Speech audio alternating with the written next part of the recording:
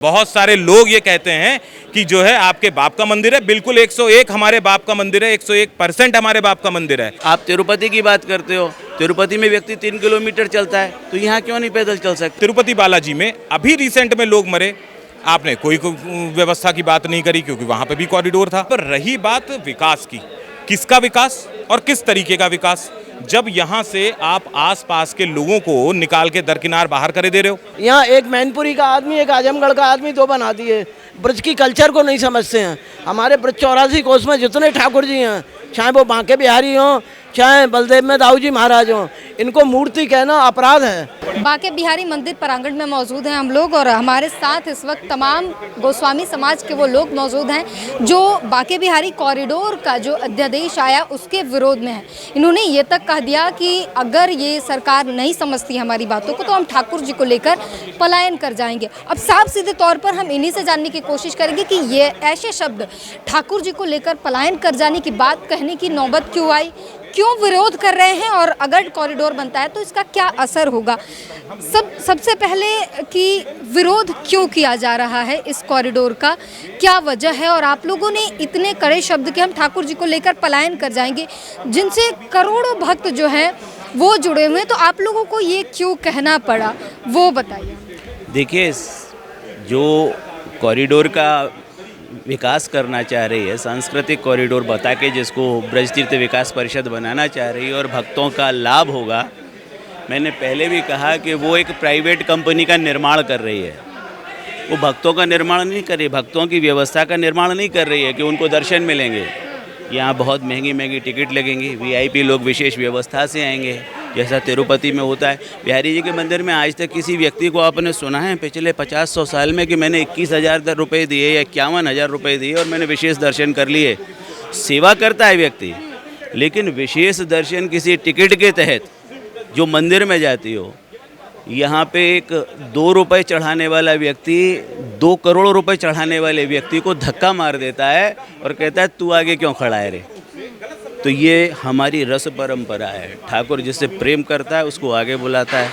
पर ये अधिकारी जो हैं ये एक व्यवस्था का निर्माण चाहते हैं जिसमें समृद्ध समाज के लोग, अधिकारी लोग, ब्यूरोक्रेसी के लोग वो एक व्यवस्था का निर्माण करें। और आज हमारे उत्सवों में भी होता है, हम कई बार देखते हैं मंदिर में जब बहुत विशिष्ट उत्सव होते हैं तो एक इस मंदिर की कुछ विशेष स्थान है उन पे हमारे अधिकारी कब्जा कर लेते हैं और उनके परिवार के लोग उस जगह पे इकट्ठे हो जाते हैं और इतना बड़ा पुलिस का संगठन होता है कि हम इस मंदिर में उन स्थानों पर नहीं जा पाते। आज ये कड़वी बातें कहनी पड़ रही है। अभी तो ये परिस्थिति है कि हम यहाँ खड़े हैं, जब ये कॉरिडोर का निर्माण हो जाएगा तो हम यहाँ से 2 किलोमीटर दूर, 3 किलोमीटर दूर होंगे और उस गेट के अंदर भी शायद एंट्री कर पाएंगे कि नहीं कर पाएंगे। तो इस मंदिर का अधिकार तो हमारा ख़त्म होगा ही होगा। वो सांस्कृतिक विरासत जिसमें एक साधारण सा व्यक्ति दर्शन कर सकता है। और फिर मैं एक और सवाल करता हूँ, जब आप कॉरिडोर बनाओगे तो व्यक्ति 2 किलोमीटर 1 किलोमीटर चलेगा उसमें घूम के। आप तिरुपति की बात करते हो, तिरुपति में व्यक्ति 3 किलोमीटर चलता है, तो यहाँ क्यों नहीं पैदल चल सकता? आप सारे ट्रैफिक को रोक दीजिए पीछे की तरफ। एक बहुत अच्छी व्यवस्था है कि ब्रज में जो इन्होंने विनाश शुरू किया पिछले 8 वर्ष में, यहाँ पे आपने गाड़ियों को 3 किलोमीटर 2 किलोमीटर पहले तो रोक दिया और 18,000 ई रिक्शाओं को आपने परमिट दे दिया। वो 18,000 ई रिक्शा निरंतर अंदर रहते हैं, जिनका न तो पुलिस कोई विरोध करती है न प्रशासन कोई विरोध करता है। और वास्तविक स्थिति आपको भी मालूम है वो कैसे हों और किसके और किस प्रकार चल रहे हैं, क्या उनसे कारोबार किया जा रहा है। वो उल्टा उन गाड़ियों का जितना ट्रैफिक नहीं था उससे डबल ट्रैफिक यहाँ पैदा कर रहे हैं। तो आप अगर उनकी गाड़ियों को रोकते हैं तो आप एक विशेष व्यवस्था कर दें। आप कहीं भी चले जाएँ तो एक जो हैंडीकैप्ड व्यक्ति हैं या बच्चे हैं या जो महिलाएँ हैं वो उस व्यवस्था में आ जाएँ और बाकी कोई भी व्हीकल अंदर ना आए।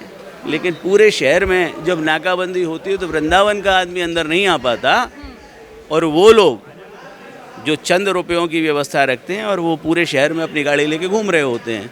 तो व्यवस्था का कोई निर्माण नहीं कर रही सरकार उन लोगों को व्यवस्था देना चाह रही है जो बहुत समृद्ध हैं और बहुत व्यवस्थित हैं और इसके नाम पे एक प्राइवेट फैक्ट्री चलाना चाह रही है।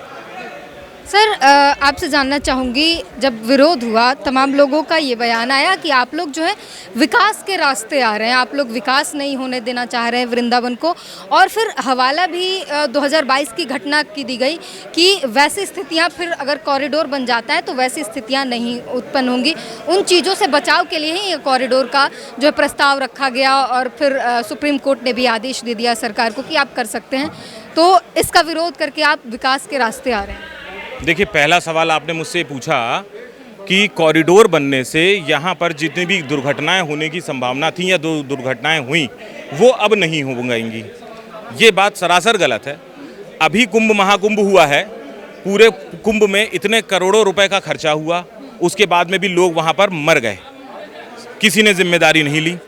ठीक, कुंभ से लौटते समय काशी विश्वनाथ के 4 नंबर दरवाजे पर वहाँ लोग मरे, किसी ने जिम्मेदारी नहीं गई। उसके बाद में अगर आप और कॉरिडोर वाले मंदिरों की बात करते हैं तो तिरुपति बालाजी में अभी रिसेंट में लोग मरे, आपने कोई व्यवस्था की बात नहीं करी क्योंकि वहाँ पे भी कॉरिडोर था। ठीक, और आप आ जाइए, शाइन बोर्ड बना हुआ है वैष्णो देवी में, वहाँ पर भी लोग मर गए। कौन जिम्मेदारी, ये कौन कह सकता है कि किसकी मौत कहाँ पर आई हुई है? हमारे यहाँ ये माना जाता है कि ब्रज में अगर आप कहीं से आ रहे हो और यहाँ अगर मृत्यु हो जाती है तो यहाँ की मान्यता के हिसाब से उस व्यक्ति की जिसकी मृत्यु हुई है उसके शव को यहाँ से बाहर नहीं लेके जाया जाता है। ये कहा जाता है कि ये धाम है और इस धाम में ही उसको मुक्त हो गया है वो, और वो बड़ी प्रसन्न रहते हैं उसके घर परिवार वाले की। जैसे कि जब हमारे यहाँ से पूर्वज जिस समय 4 धाम की यात्राओं में इतना वैभव नहीं था तो घर से जब जाते थे तो वो बोल करके जाते थे कि अगर हम नहीं आ रहे हैं तो हमारे सारे कार्य करने दीजिएगा, हम तो यात्रा पे जा रहे हैं, अगर वहाँ व्यवस्था हो गई तो जय बिहारी लाल की, हम वहीं निपट जाएंगे, हमारे जो भी कर्मकांड आपको करने हैं वो यहाँ कर लें। तो ये जो कहना कि कॉरिडोर बनने से मृत्यु नहीं हो सकती या भागा दौड़ी नहीं हो सकती, ये सरासर गलत है सरकार का। अब रही बात विकास की, किसका विकास और किस तरीके का विकास?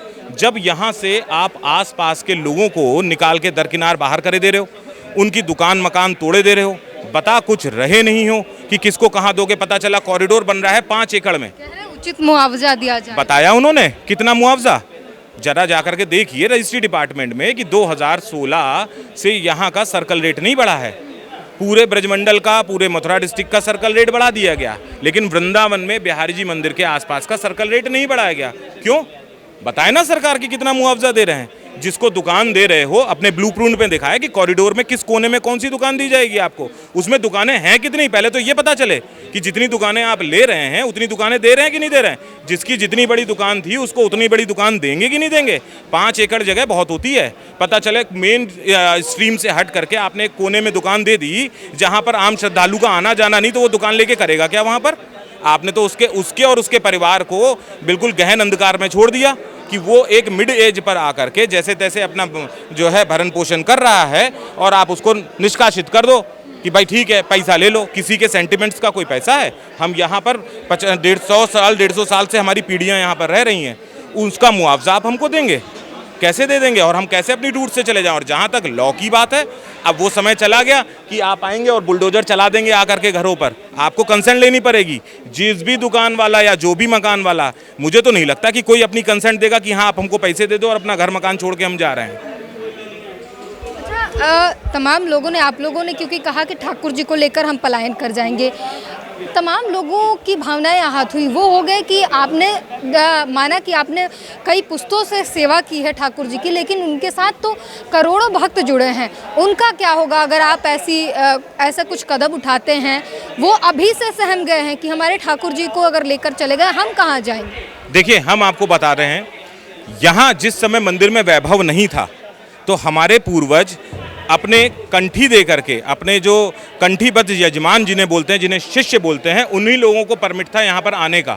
धीरे धीरे जो है विकास होना शुरू हुआ, पब्लिक का आना शुरू हुआ, उनके साथ उनको भी परमिट करा गया कि ठीक है आप आइए।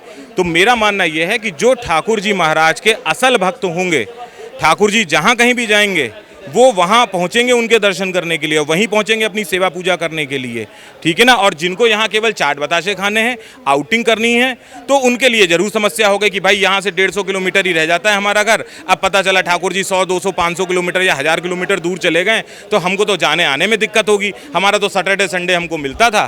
ठाकुर जी का भगत जो असल होता है ना, वो सैटरडे संडे नहीं देखता, वो ये देखता है कि जिस दिन भीड़ कम हो, ताकि ठाकुर को आराम से निहार सकें।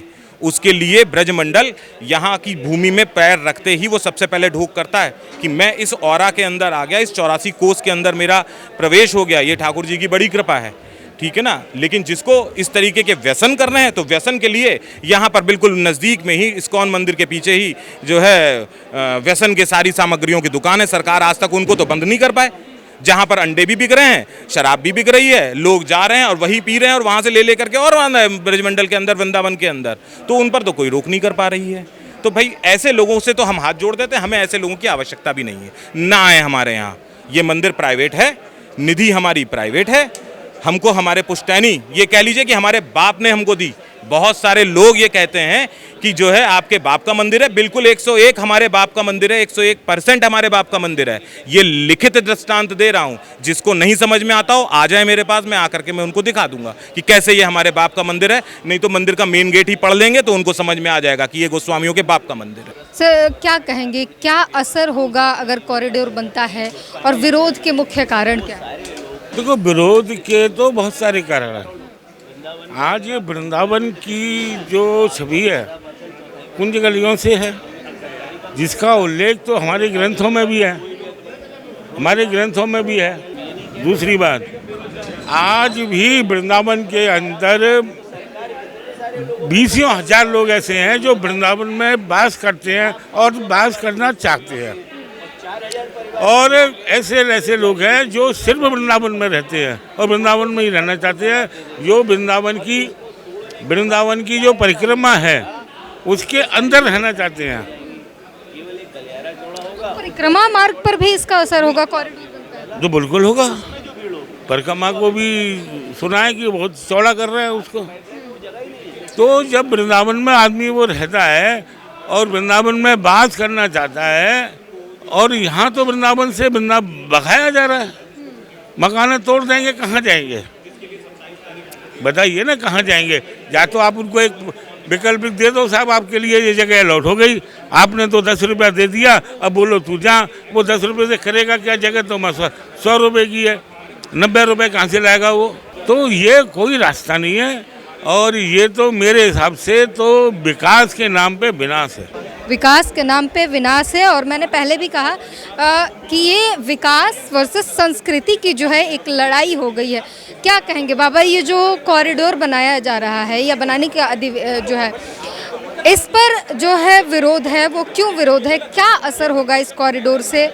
आसपास की कुंज गलियों का जो महत्व है, जो लोग महसूस करने आते हैं, कृष्ण को महसूस करने आते हैं इस गलियों में ठाकुर जी को, उस पर क्या असर होगा, क्या कुछ होगा?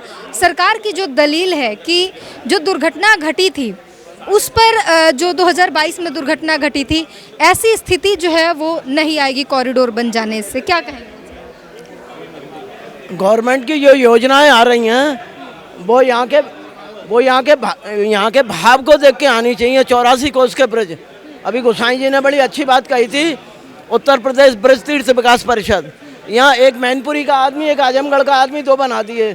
ब्रज की कल्चर को नहीं समझते हैं। हमारे ब्रज 84 कोस में जितने ठाकुर जी हैं, चाहे वो बांके बिहारी हों, चाहे बलदेव में दाऊ जी महाराज हों, इनको मूर्ति कहना अपराध है। ये रस रूप हैं। 6 वर्ष 6 महीने 56 दिन रहे, और इन लोगों को पुजारी कहना, सेवायत कहना, ये इनका अपमान है। ये श्रीअंग सेवी हैं ठाकुर जी के। जैसे आप अपने बच्चे का ख्याल रखती हैं, दूसरा कैसे ख्याल रखेगा? इस छोटे से वृंदावन को लेकर मेरी 15 जनहित याचिकाएं पिछले 25 साल से मैं लड़ाई लड़ रहा हूँ। मेरा नाम मधु मंगल है। पंचकोसी वृंदावन में 15 PIL, यहाँ पेड़ जब कटते हैं ना, पेड़ जब कटते हैं तो 1000 की संख्या में पेड़ कटते हैं। यहाँ थोक के भाव पेड़ कटते हैं। यहाँ बंदर जब कोई प्राचीन बिल्डिंग को हिलाता है, नगर निगम कोई नोटिस नहीं देता है, 5 लोग मर जाते हैं। इतनी अराजकता है हमारे यहाँ। एक बार हमारे यहाँ जो अधिकारी आ गए ना, वो यहाँ से जाने का मन नहीं करता है। 84 कोस में इतनी कमाई है, यहाँ के लोग बड़े सीधे हैं, बड़े सज्जन हैं। अब आप बताइए, इनको मात्र यहाँ पुजारी बनाया जा रहा है। 2 लोग रहेंगे कमेटी में। अभी राधा वल्लभ संप्रदाय के कोई आचार्य आ गए, वो कहेंगे सुनो, ये श्रीअंग सेवी भी नहीं रहे, सेवायत भी नहीं रहे, अरे पुजारी तुलसी दल नहीं डलेगा हमनिया में, इनका ठाकुर नहीं आरोगेगा। जब ठाकुर नहीं आरोगेगा तो ये नहीं आरोगेंगे, हम वैष्णवों को किनका कहाँ से मिलेगा? यहाँ आते हैं वैष्णव, बांके बिहारी यही बिनती, मेरे नैनों से नैना लड़ाया करो। मैं सानी आदमी हूँ, मैं 5 वर्ष बाद यहाँ दर्शन करने आया हूँ। बांके बिहारी की इतनी असीम कृपा है कि लगातार 5 दिन से आ रहा हूँ। यहाँ की भावनाओं को समझ के विकास करो। हजारों करोड़ रुपया आ रहा है। यमुना के एक प्राचीन घाट, बनारस के जो घाट हैं वो यहाँ मलबा डाल के डेवलपमेंट के नाम पे सीवेज और ड्रेनेज बनाया जा रहा है। यहाँ पे इसका नाम है वृंदावन, वृंदापुर बनाया जा रहा है इसको। मथुरा वृंदावन विकास प्राधिकरण, अभी एक हमने सर्वे कराया है ड्रोन से, 1600 अवैध कब्जे। आप बताइए, तमाशा बना रखा है। हम लोगों की सहनशीलता का नागेंद्र प्रताप शैलजाकांत, जब यहाँ पे हादसा हुआ मेरे पास खबर आई इनडायरेक्ट, जनहित याचिका डालो। मैंने कहा मैं नहीं डालूंगा। बोले अरे तुम तो प्रसिद्ध हो, हर मामले पे हाईकोर्ट पहुँच जाते हो, इनके गले कटने चाहिए गोसाइयों के, ये बहुत बदमाश हो गए हैं। मैंने कहा नहीं, गलत बात है, ये श्रीअंग सेवी हैं, मंदिर यही संभालेंगे। ठाकुर इनका है, भोग राग और श्रृंगार। ठाकुर की 3 तरह से सेवा होती है, भोग राग श्रृंगार। वो ये पीढ़ियों से कर रहे हैं, स्वामी जी के समय से कर रहे हैं। स्वामी जी इनको दे के गए हैं, इनको यूपी गवर्नमेंट या प्रधानमंत्री ने थोड़ी सौंपा है।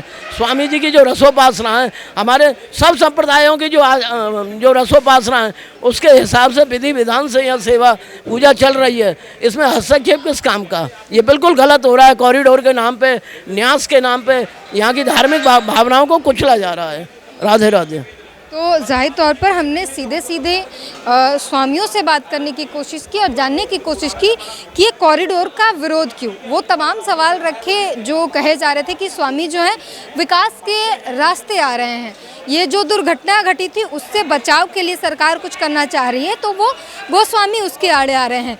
साफ सीधे तौर पर गोस्वामी ने बताया कि ये जो कॉरिडोर है वो एक तरीके से वृंदावन की जो संस्कृति है, ये जो कुंज गलियां हैं जहाँ पर लोग कृष्ण को महसूस करने आते हैं, यहाँ पर भक्त लोग आते हैं।